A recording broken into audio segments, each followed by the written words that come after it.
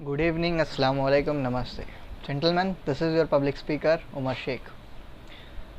Navy में एक बार जिन लोगों को तैरना नहीं आता उनके लिए क्लासेस अरेंज की गई थी तैरना सिखाने के लिए। मगर हुआ ये कि कुछ नेवी के लोगों को पानी में उतरने के लिए थोड़ा सा डर लग रहा था।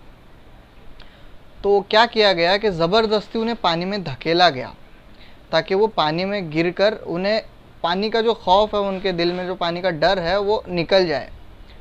तो एक के बाद एक पानी में उन्हें धकेला जाता गया और जब वो पानी में गिर गए और एक दो बार हाथ पैर मारने लगे तो उन्हें समझ आया कि इतना कुछ डरना की जैसी चीज़ नहीं थी। पानी में उतरना मतलब डरने की जैसी चीज़ नहीं थी। उसके बाद ये देखा गया कि जिन लोगों को पहले धकेलना पड़ रहा था वही अब सबसे पहले पानी में जंप मार रहे थे।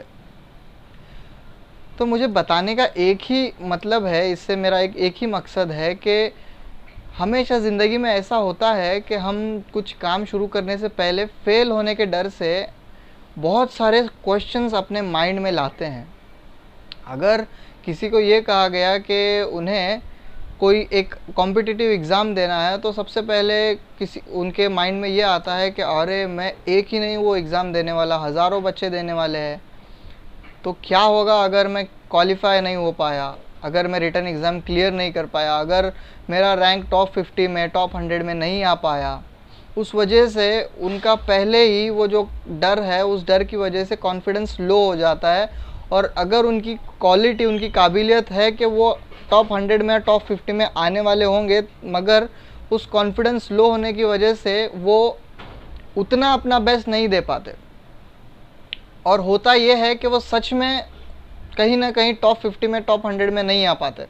एग्ज़ाम तो क्लियर कर लेते हैं मगर टॉप 50 में टॉप 100 में नहीं आ पाते, जिस वजह से इंटरव्यू तक पहुंचना उनके लिए थोड़ा सा मुश्किल हो जाता है। और आप सभी लोगों ने एक बात हमेशा ऑब्ज़र्व की होगी और आप सभी को अभी तक वो याद होगी कि बचपन में जब हम गिरते थे तो हमें गिरने का बहुत डर होता था, गिरने से पहले कि गिरने बाद क्या होगा। मगर जब एक बार गिरते थे तो गिरने बाद ये पता चलता था कि हाँ, गिरने के बाद उतना कुछ नहीं होता जितना हमने सोचा था।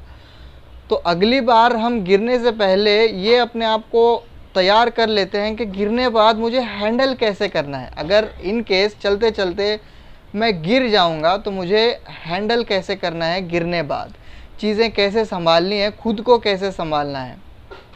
तो वही उस वजह से, उस कॉन्फिडेंस की वजह से आज हम चल रहे हैं अपने पैरों पे। अगर उस वक्त आपने कभी सोचा है कि अगर हम उस वक्त ये सोचते कि नहीं गिरने से क्या होगा और उस डर से अगर हम गिरते ही नहीं तो क्या हम आज चलना सीखते थे। तो उसी तरह से उठने के लिए लाइफ में गिरना ज़रूरी है, कामयाब होने के लिए लाइफ में फ़ेल होना भी ज़रूरी है।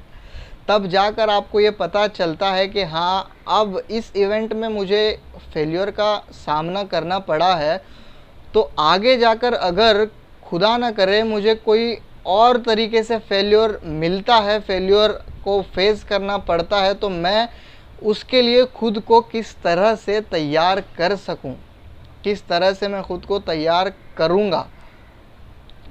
So always try to overcome your fears, always try to handle your fears in positive way, in positive manner।